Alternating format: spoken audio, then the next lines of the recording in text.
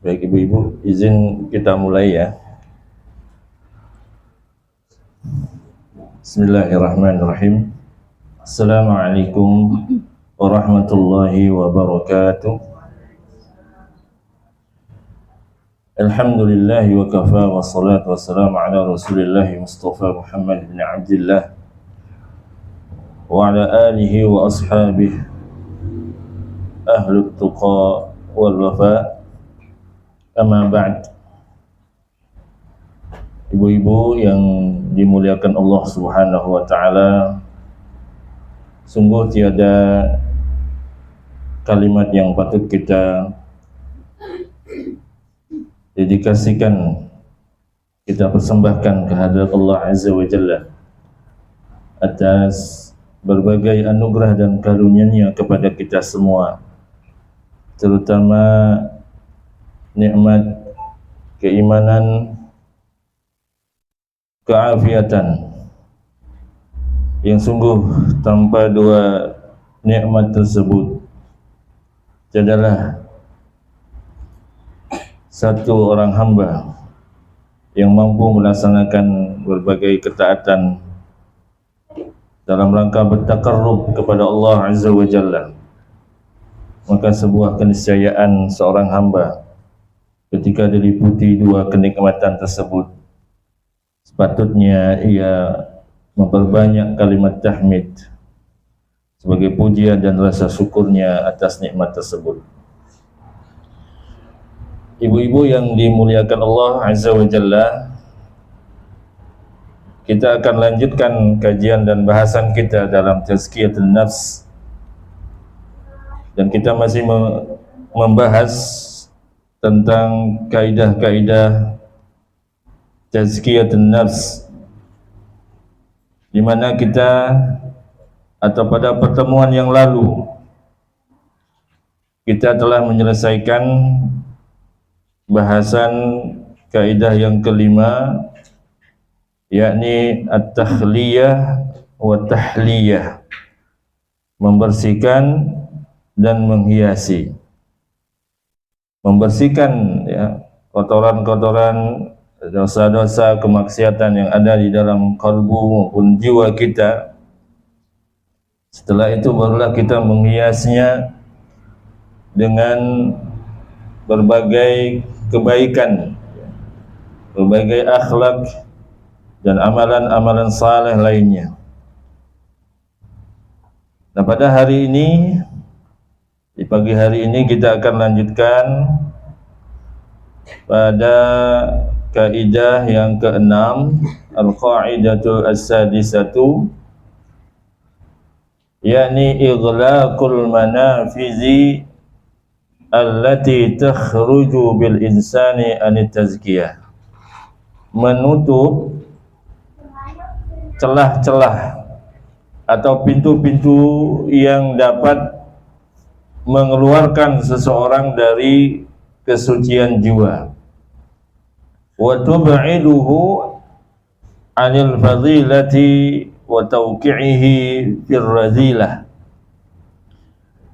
dan menjauhkannya dari fadilah, yakni keutamaan, wa tawqi'ihi, dan menjatuhkannya atau menjurumuskannya ke dalam kehinaan. Ini kaidah yang keenam, yakni kita berusaha menutup berbagai celah atau pintu-pintu yang dapat mengeluarkan kita dari kesucian jiwa. Kita sadar dan kita maklumi bersama bahwa Allah menciptakan manusia dalam fitrahnya, pengabdiannya kepada Allah Subhanahu wa taala. Nah, untuk menjaga kesucian fitrah yang diberikan oleh Allah Subhanahu wa taala, maka kita wajib untuk dan berusaha semaksimal mungkin menutup berbagai celah atau pintu yang nantinya akan merusak, ya, dan mengotori daripada kesucian jiwa tersebut. Nah, terdapat hadis yang cukup panjang, yakni dalam Musnad Imam Ahmad. Ini hadis sahih, di mana Rasulullah sallallahu alaihi wasallam bersabda, "Daraballahu masalan siratan mustaqima." Allah memberikan perumpamaan jalan yang lurus. Ini Nabi menyampaikan kepada para sahabat radhiyallahu anhum ajma'in bahwa Allah Subhanahu wa taala memberikan perumpamaan, permisalan berupa jalan yang lurus. Wa ala jambatai sirat surani. Nah, kemudian di atas kedua sisi jalan itu terdapat dua dinding, kanan kiri. Ya. Tengah-tengah itu jalan yang lurus, ya. Maka kanan kiri itu ada dua dinding, dua pagar kanan kiri. Fihima abwabun mufattahatun. Nah, pada kedua dinding atau pagar tersebut kanan kiri itu terdapat pintu-pintu yang terbuka lebar. Wa 'alal abwabi suturun murkhatun. Nah, kemudian di atas setiap pintu terdapat tabir penutup yang halus. Ya. Maksud di sini adalah transparan, halus. Wa 'ala babi sirat da'in yaqul ayyuhan nas. Nah, di antara atau di atas pintu jalan terdapat penyeru, ada yang manggil. Ya. Baik sebelah kanan maupun sebelah kiri. Saat seorang hamba berjalan di jalan yang tengah-tengah yang lurus, maka ada penyeru yang memanggil baik dari kanan maupun dari kiri, ayyuhan nas, wahai manusia. Udkhulus sirata jami'a. Masuklah kalian semua ke dalam sirat, dan janganlah kalian menoleh ke sana kemari. Wala tata'arraju. Dan jangan membuka pintu-pintu yang berada di sampingnya. Kenapa? Ia akan celaka. Dia akan celaka. Nah, fitrah jiwa seorang yang dipermisalkan dengan jalan yang lurus itu akan senantiasa ada ujian dan godaan, baik dari kanan maupun kiri. Bila ia tidak menjaga pandangan juga lisannya beserta pendengarannya, maka dia akan mudah berpaling dari jalan yang lurus tersebut.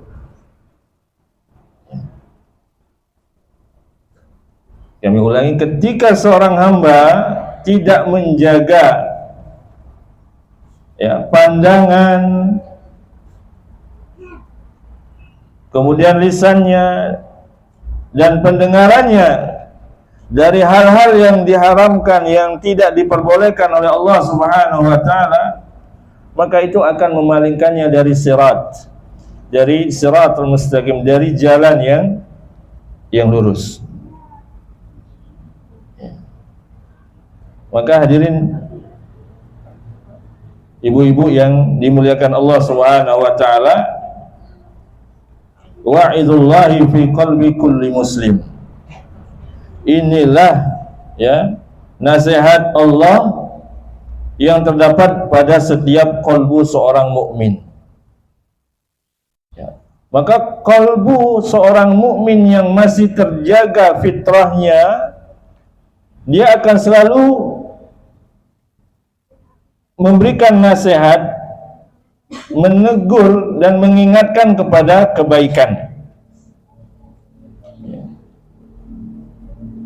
Namun bila kalbu seorang itu sudah terkotori, maka tidak ada lagi yang bisa diambil dari kebaikan kalbu tersebut, karena mesti akan mengarahkan kepada keburukan. Maka dari sini Ibnu Rajab Al-Hambali rahimahullahu ta'ala menjelaskan, wa man kana fid dunya qad kharaja an istiqamah ala sirat. Siapa saja yang ketika berada di dunia ia keluar dari keistiqomahan,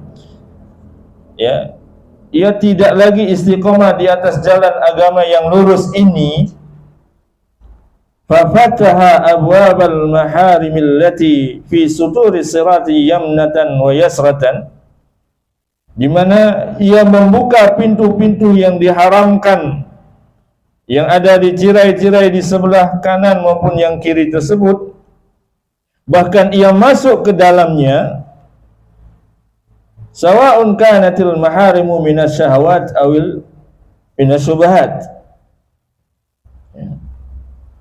baik itu perkara haram yang bersifat syahwat maupun yang bersifat syubhat, bihasbi ma fataha fid dunya min abwabil maharimi wa dakhala ilaiha, sesuai dengan kadar pintu keharaman yang pernah dibukanya ketika di dunia.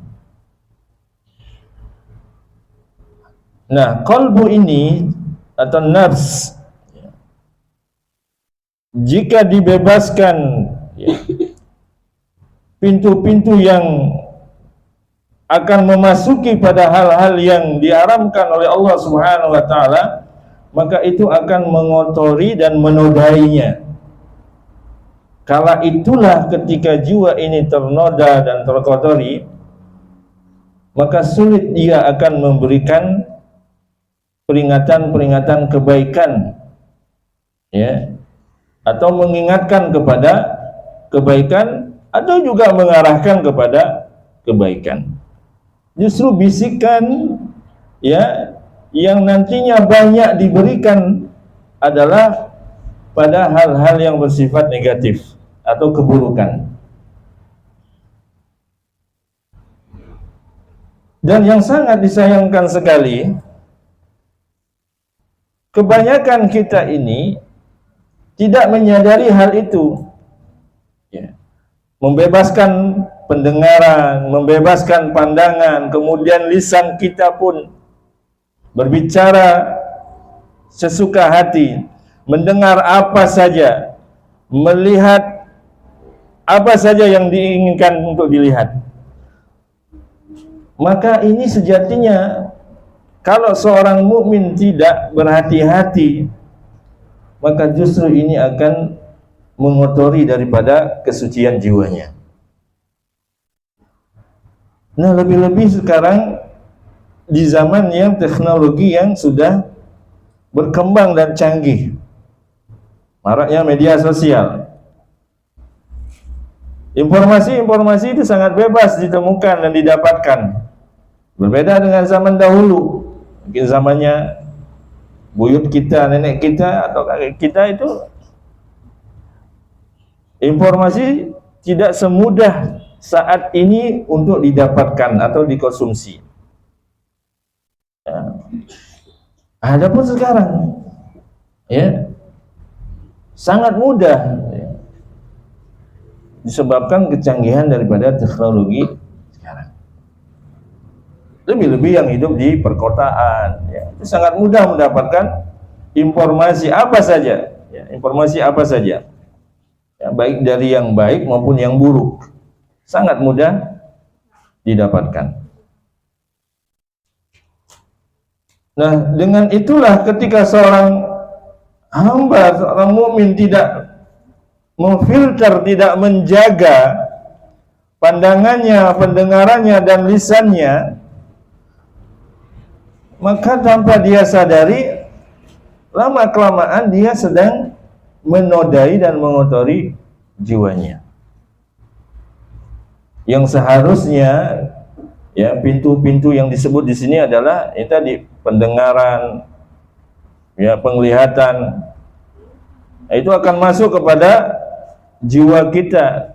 Nutrisi apa yang kita berikan kepada jiwa kita? Apakah yang membersihkan, yang mensucikan, yang memperbaiki, atau sebaliknya yang akan menodai dan mengotori? Ya. Inilah kebutuhan kita untuk betul-betul berhati-hati, lebih-lebih di zaman sekarang. Termasuk ketika kita kumpul-kumpul misalnya. Bahkan kadang-kadang ya, kumpul-kumpul keluarga yang jika tidak ada bahan yang untuk dibicarakan, didiskusikan, ya, diobrolin, maka yang akan terjadi adalah yang ngomongin orang akhirnya, membicarakan keburukan. Ini dari sisi lisan, ya. Bahkan tidak jarang akan bertambah keponya gitu, istilah sekarang ini. Ya. Bahkan kadang-kadang ya, dan bukan kadang-kadang lagi, dan sering terjadi ini, ketika menjenguk saudara atau sahabat atau teman yang dapat ujian, ya, musibah, ya, atau kecelakaan apapun bentuknya, ya, kita kadang menjenguk ya bukan untuk menghibur, tapi lebih kepada mempertanyakan lebih dalam, kenapa seperti ini, bagaimana, ya, dan lain sebagainya, sedetail mungkin, ya, bahkan sampai terkesan menginterogasi.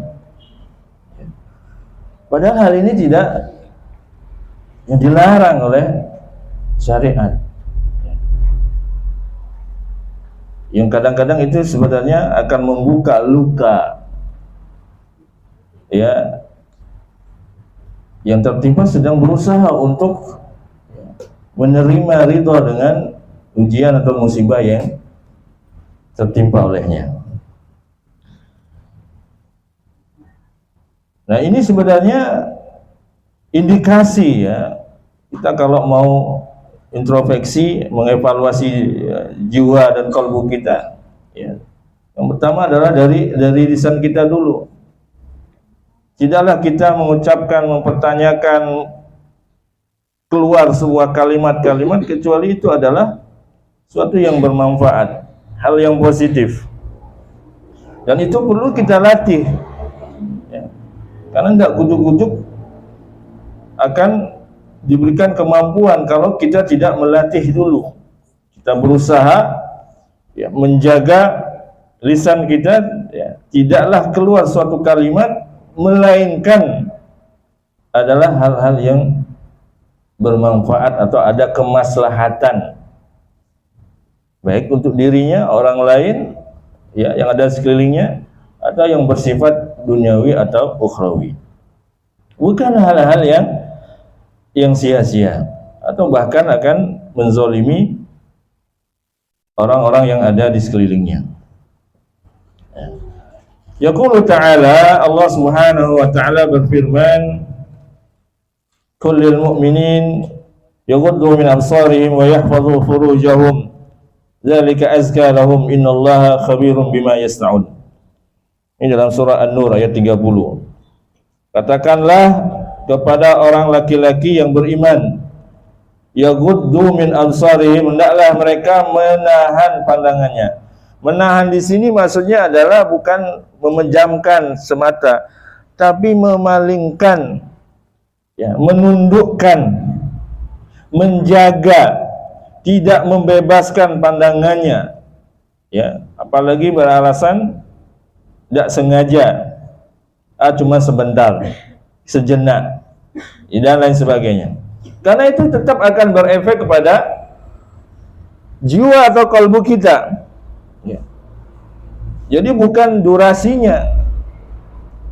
Karena Imam Syafi'i rahimahullah ta'ala pernah terjadi, dan itu dia tidak sengaja untuk melihat, dan bukan diniatkan pula, hanya sebatas betis seorang perempuan. Itu merusak daripada hafalan yang dimiliki, bahkan sampai dibuatkan syair. Ya, syaqautu ila Waqi', kata Imam Syafi'i dalam syairnya, aku mengadu kepada guruku yang namanya Imam Waqi', su'a hifzi, karena hafalanku jadi rusak. Fa arsyadani ila tarkil ma'asi, maka beliau gurunya memberikan petunjuk untuk meninggalkan kemaksiatan. Ya. Padahal Imam Syafi'i rahimahullah ta'ala tidak sengaja, tapi itu sudah masuk pada perkara kemaksiatan. Fa arsyadani ila tarkil ma'asi fa innal ilma nur, karena sungguhnya ilmu itu adalah cahaya. Wa nurullah la yuhda lil 'asi, dan cahaya Allah itu tidak akan diberikan kepada orang-orang yang bermaksiat. Penglihatan, ya, dari ayat ini surah An-Nur,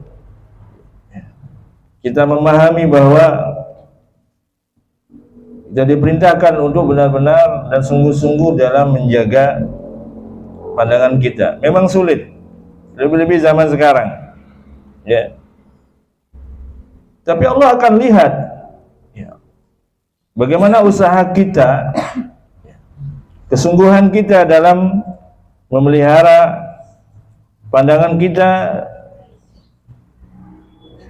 hanya untuk memastikan kesucian daripada jiwa kita. Bahkan Abu Hayyan Al-Andalusi rahimahullah ta'ala, ya, Abu Hayyan Al-Andalusi, beliau ini wafat tahun 745 Hijriah. Beliau berkata, "Quddima ghaddul basar ala hifzil farj, li'anna an-nazara bariduz zina." Beliau mengomentari ayat dalam surah An-Nur ayat 30 tadi, bahwa Allah menundukkan pandangan daripada menjaga kemaluan. Itu karena apa? Karena pandangan mata adalah awal atau posnya menuju perzinahan. Ya. Orang tidak mungkin, ya, melakukan perbuatan keji kalau tidak didahului karena melihat. Simpelnya, orang tidak tertarik pada sesuatu kalau ia tidak pernah melihat terlebih dahulu. Kita tertarik misalnya pada gadget, apalah mereknya, ya, Samsung atau apa. Kalau kita tidak pernah melihat sebelumnya, maka tidak mungkin kita akan tertarik dengan merek tersebut, dengan tipe tersebut. Karena diawali pernah melihat, pernah memandang, pernah menyaksikan, maka itulah yang memicu adanya keinginan terhadap sesuatu itu. Maka tidak akan terjadi sebenarnya, ya, perbuatan keji tersebut, pemerkosaan atau apapun jenisnya, tidak akan terjadi kalau tidak diawali karena melihat, karena pandangan. Ya. Wara'idul fujur, kita lanjutkan pernyataan dari Abu Hayyan Al-Andalusi. Selain adalah nazar, pandangan itu adalah awal atau posnya menuju perzinahan, juga pengantar kepada kekejian, dan wal balwa fihi asyaddu wa aksar, dan malapetaka atau musibah di dalamnya itu lebih parah, lebih dahsyat dan lebih banyak. Maka berita-berita ya di media cetak, televisi, media sosial, ya, kamu dengar berita-berita kejian, itu awalnya adalah dari pandangan. Ya. Maka ketika kita diberikan, ya, kita berusaha menjaga pandangan kita dari hal-hal yang diharamkan oleh Allah Subhanahu wa taala, maka insyaallah ya, jiwa kita, hati kita akan terpelihara dan tidak terkotori. Ya, terkadang ya, ibu-ibu yang dimuliakan Allah Subhanahu wa taala, kadang ada stigma ya, ada pernyataan ketika orang pergi, misalnya anggaplah pergi ke mall misalnya, ya, kenapa pergi ke mall misalnya, kalau ada yang bertanya, umumnya orang bertanya, ya cuci mata lah, kan begitu ibu-ibu ya. Padahal ada sisi negatifnya yang kadang-kadang tidak disadari. Justru keinginan itu sejatinya lahir dari pandangan, dari melihat. Maka ada keinginan, bagus ya baju itu, bagus ya barang ini, dan lain sebagainya. Nah, ditambah seringnya melihat itu, maka itu akan kebayang. Semakin kuat ya benda tersebut berada dalam pikiran dan perasaannya, maka semakin kuat keinginan ingin memilikinya. Ya. Maka itulah yang menjadikan seorang ada hasrat, ada keinginan kuat untuk bergerak sampai betul-betul dia memilikinya. Padahal itu berawal dari iseng melihat. Ya. Apalagi yang benar-benar diniatkan, benar-benar ada niatan ya, menyaksikan, menonton, ya, melihat, membebaskan pandangannya, maka sejatinya ini akan mengotori daripada jiwa kita. Ada Nabi ya sallallahu alaihi wasallam pernah mengingatkan kita semua, ya, min husnil islamil mar'i tarkuhu ma la ya'nihi. Termasuk di antara tanda-tanda kebaikan agama seseorang, tanda-tanda kebaikan Islamnya seseorang, tarkuhu ma la ya'nihi, meninggalkan hal-hal yang tidak bermanfaat. Ya. Apapun itu, makanya bahasanya sini ma la ya'nihi. Ma di sini isim mausul. Ya, segala hal yang tidak bermanfaat sebisa mungkin kita tinggalkan. Karena itu merupakan tanda-tanda kebaikan keberislaman seseorang. Ya. Termasuk apa? Fudulil kalam, banyak omong yang tidak bermanfaat. Ya. Karena salah satu pintu dosa itu adalah salah satunya fudulul kalam, banyak omong yang tidak bermanfaat. Ya. Kemudian apa? Wan nazar, pandangan. Dan berikutnya adalah wassama, mendengar. Ya. Suka nguping, suka mendengar sesuatu yang tidak ada kaitannya, yang tidak bermanfaat baginya. Hanya karena apa? Pingin tahu aja. Ya tadi kepo itu. Maka ibu-ibu yang dimuliakan Allah Subhanahu wa taala, sayangi jiwa kita, sayangi kolbu kita. Jangan mudah mengotorinya atau menodainya hanya karena keisengan kita, keingintahuan sejenak semata, ternyata itu akan justru membahayakan dan menodai daripada kesucian jiwa kita. Kemudian qala Ibnu Qayyim rahimahullahu taala, Ibnu Qayyim semoga Allah Subhanahu wa taala merahmatinya, berkata, wa aksarul ma'asi, kebanyakan, mayoritas kemaksiatan itu innama tawalluduha min fudulil kalam wan nazar. Kebanyakan kebanyakan kemaksiatan itu disebabkan oleh sikap berlebih-lebihan, baik dalam berbicara, dalam memandang, juga termasuk mendengar. Wa awsa'u madakhilis syaitan fa inna jarihatai ima la yamla'ani wa la yas'amani. Ya. Pintu-pintu masuknya setan ini sangat luas. Ya. Karena apa? Karena lisan kita, pendengaran kita, ya, mata kita adalah anggota tubuh yang jarang lelah dan bosan. Ya. Makanya salah satu, ya, mohon maaf ibu-ibu, salah satu fitnahnya atau ujiannya orang yang berilmu adalah dia suka komentar, suka ngomong, nggak bisa lihat mic, ngomong aja.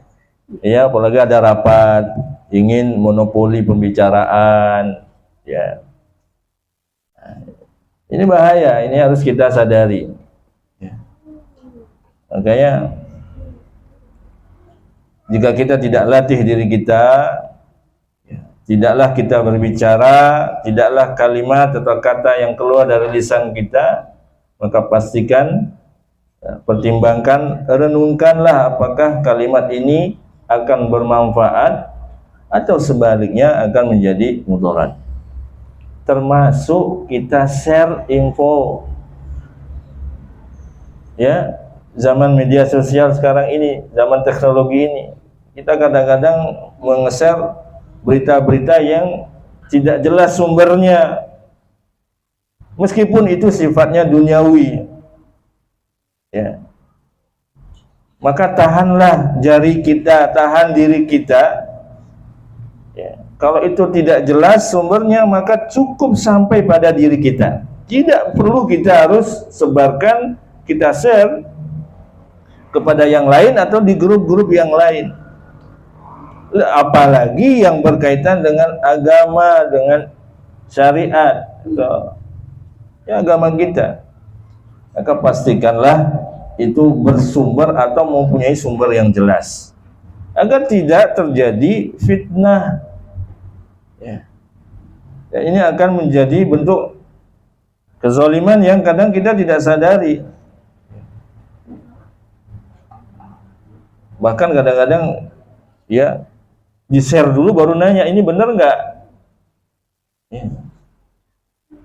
Nge-share-nya jangan di grup. Kalau mempertanyakan sumbernya ini jelas atau tidak, maka cari orang yang ahli, yang punya, ya, informasi terkait hal ini. Kalau kita tidak menemukan, sudah abaikan. Ya. Jangan kita kirim ke grup kemudian kita tanyakan apakah informasi ini benar adanya. Ini akan, tanpa disadari, ini akan, ya, berlanjut kepada yang lainnya. Nanti yang di sini nge-share lagi ini, berawal daripada nanya lagi, di mana dapat ini, di grup sebelah, nanti grup lagi, akhirnya apa? Tersebar, padahal belum jelas sumbernya. Maka kita harus sadari ibu-ibu, ini zaman fitnah, ya, sangat mudah, ya, kemaksiatan itu tersebar tanpa kita sadari. Maka tahan diri kita, tahan lisan kita, tahan jari kita, ya, tidaklah kita bermain medsos kecuali pada hal-hal yang bermanfaat. Sebab kelak jangan sampai medsos kita isinya semua keluhan, ya, sifatnya negatif, banyak hal-hal yang negatif yang di posting, ya. Kenapa? Karena itu akan kita tinggalkan. Ya, kalau kita sempat menghapus medsos kita, kalau nggak sempat keburu meninggal, ya zubillah, itu akan terus dibaca orang, ya. Kalau kita mengenal ada namanya amal jariah, maka kita juga akan ada sifatnya ya dosa jariah. Ya. Dulu saat kami pernah di Lombok, ya, ada siswi, ya, yang memposting foto-foto yang tidak baik, yang tidak senonoh. Ternyata setelah sepekan postingan itu anaknya meninggal. Ya zubillah. Nah, ini tidak sempat untuk menghapus postingan itu. Akhirnya apa? Iya, setiap siapa yang menemukan dan menyaksikan dan melihat, maka selalu ada kiriman-kiriman mungkin kebaikan, tapi apa? Dosa. Maka kalau ibu-ibu yang punya medsos, ya, tulislah hadis, apalah yang baik, ya. Jangan juga kita memamerkan hal-hal yang tidak perlulah. Tidak setiap sesuatu yang harus kita publikasikan. Saya nggak tahu di zaman ibu-ibu itu kan dulu ada namanya buku diary, ya Bu, ya nggak Bu? Ya, kita kalau nulis, masya Allah, nulis itu sampai ada gemboknya lagi. Itu tidak pingin orang itu tahu, ya. Padahal kadang-kadang perkara sepele aja, tapi gemboknya besar kali. Nah, sekarang ini, masya Allah, sekarang ini nggak digembok lagi, siapa saja boleh diumbar-umbar. Nanti kalau sudah ada yang komentar jelek, marah-marah, ya, kemudian mengkat, ya, memutus. Padahal dia nulisnya di tempat publik, orang semua bisa ngelihat. Maka ini adalah sebuah fitnah. Kita kalau tidak menjaga lisan kita, jari kita, mata, penglihatan kita, dengaran kita, ya, maka sungguh tidak ada satupun yang selamat dari fitnah. Ya. Inilah ibu-ibu yang dimuliakan Allah Subhanahu wa taala. Kita cukupkan. Bila ada pertanyaan atau yang belum jelas, kami persilakan, atau ada yang mau menambahkan. Barakallahu fiikum.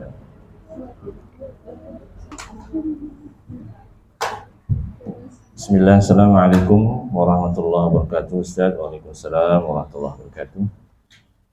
Izin bertanya, bagaimana jika kita dahulu memiliki foto saat belum berniqab, diposting di media sosial orang lain, dan kita sudah meminta beliau menghapus, tapi yang bersangkutan belum bersedia, beralasan lupa passwordnya dan berdalih itu kan foto sudah menutup aurat.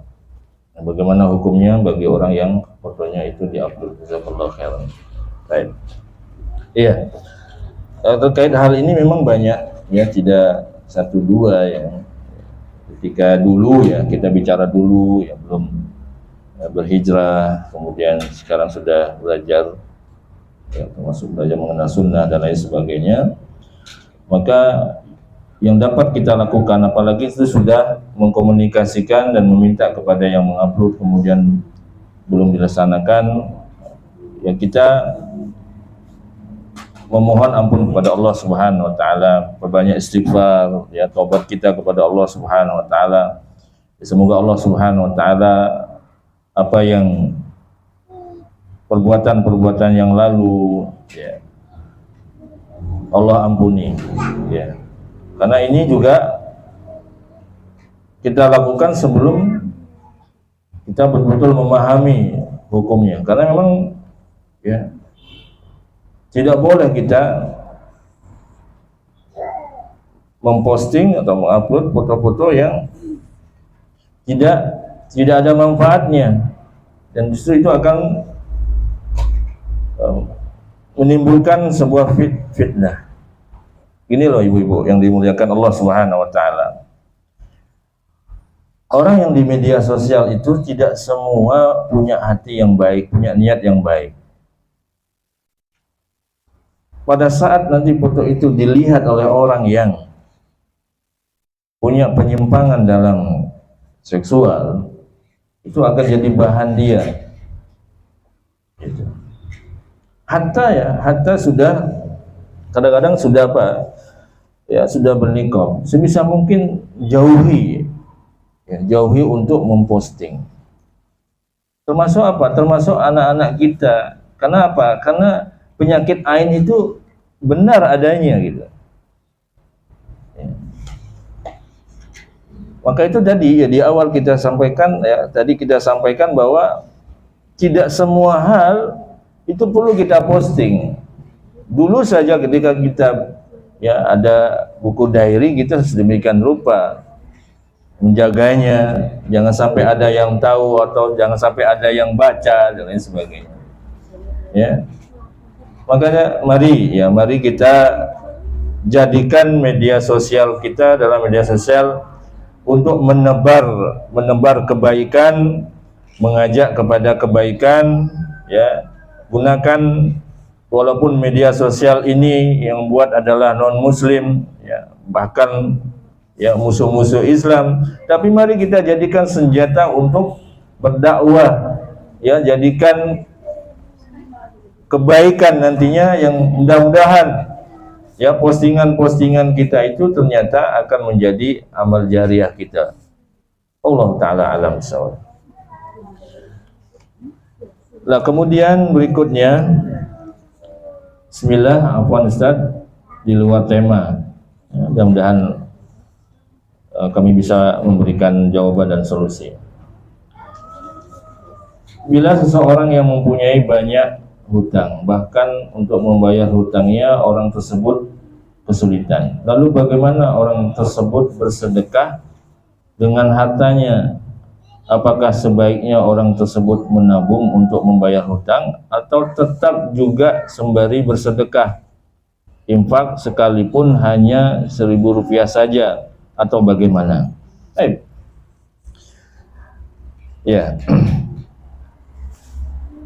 Sedekah, infak dengan membayar hutang, kalau kita lihat hukumnya, maka yang wajib adalah membayar hutang. Maka dahulukanlah untuk membayar hutang tersebut. Kalau ada sisa daripada materi yang kita punya yang bisa kita infakkan dan sedekahkan, maka sedekahkan. Karena sedekah infak dari sisi hukumnya adalah sunnah. Berbeda dengan zakat. Berbeda dengan zakat yang hukumnya wajib tentunya. Maka kalau kita lihat dari sisi hukumnya, mana yang akan didahulukan? Tentu sesuatu yang wajib. Jangan kita mendahulukan yang sunnah kemudian mengakhirkan yang wajib. Tentu ini tidak tepat. Maka dahulukan yang wajib, maka baru kita masuk pada yang sunnah. Jika Allah mampukan kita dua-duanya, membayar hutang dimampukan, kemudian juga berinfak, alhamdulillah, nikmat dari Allah Subhanahu wa taala. Dan itu tentu lebih baik. Wallahu taala alam. Kemudian ada yang lainnya?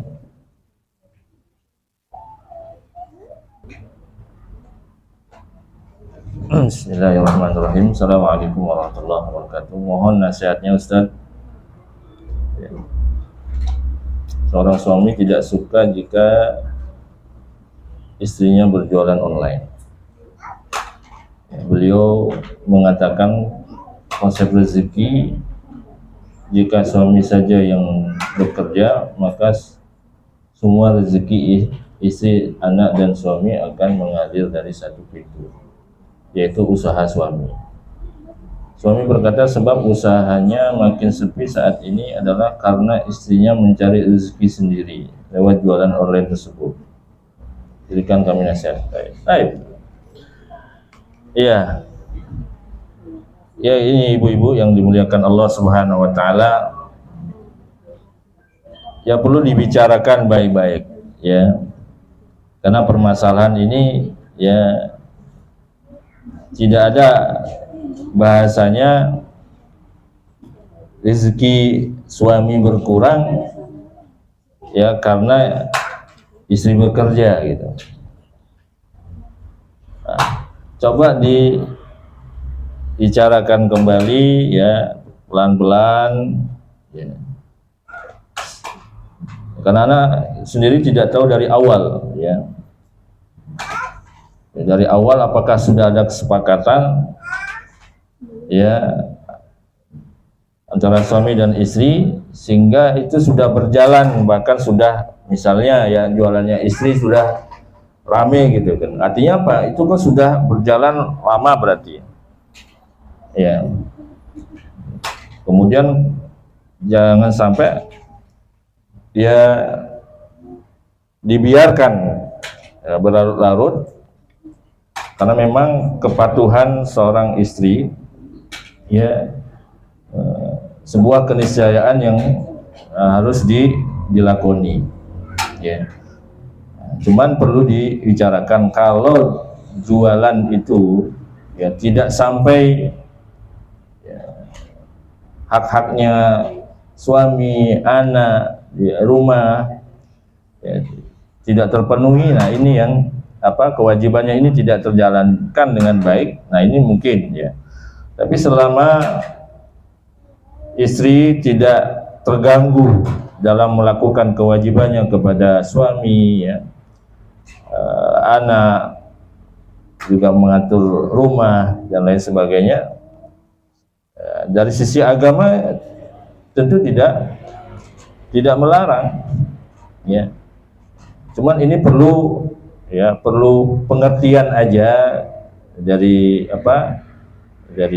suami ya, bahwa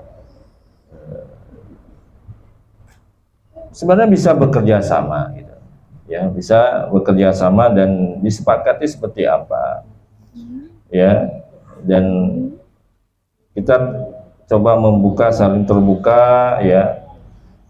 Kalau di sana ada kemaslahatan yang lebih baik dan bisa dijalankan, sama-sama menjalankan ya, insya Allah itu akan lebih terbaik. Tapi ala kulli hal dari kami adalah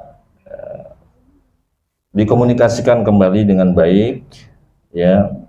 Kalau memang dari benar-benar itu jualan online-nya istri itu menyebabkan ya, usahanya suami itu jadi sepi ya, itu pun butuh data, butuh bukti yang nyata ya. Karena bicara rezeki itu adalah pemberian Allah Subhanahu wa taala ya. Maka perlu didalami lagi gitu, apa iya benar-benar itu alasannya, kan kita nggak tahu ya. Mungkin dibicarakan kembali ya, mudah-mudahan Allah Subhanahu wa taala memberikan solusi yang terbaik bagi Bapak Ibu. Mungkin ada yang lain, kami silakan.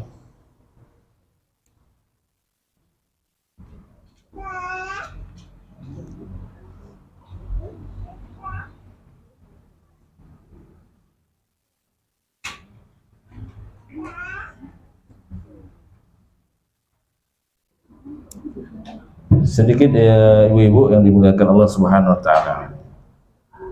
Kalau kita ingin mengkonsultasikan terkait permasalahan keluarga ya, sebisa mungkin kedua belah pihak itu hadir ya. datang kepada ahlinya, kemudian utarakan, karena kita benar-benar punya niat yang baik untuk kemaslahatan dan kebaikan keluarga. Maka kita mestinya datang berdua. Makanya para asatidz senior itu memberikan nasihat seperti itu, ya. Jadi sebisa mungkin kedua belah pihak ya datang kepada ahlinya, utarakan permasalahannya apa, ya insya Allah akan ada solusi yang didapatkan. Allah Ta'ala alam.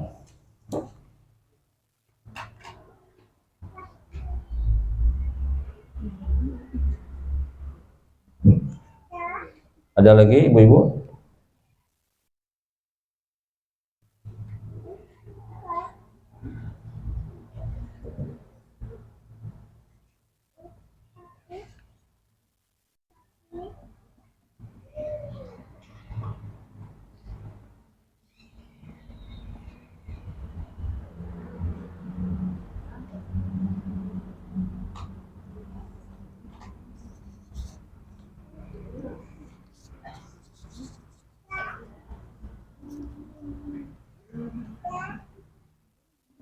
Cukup ibu-ibu? Cukup, baik. Baik. Alhamdulillah, jazakillahu khairan. Ya, kita akan tutup kajian kita dengan doa kafaratul majlis. Subhanakallah hamdika asyhadu an la ilaha illa anta astaghfiruka wa atubu ilaik. Assalamualaikum warahmatullahi wabarakatuh.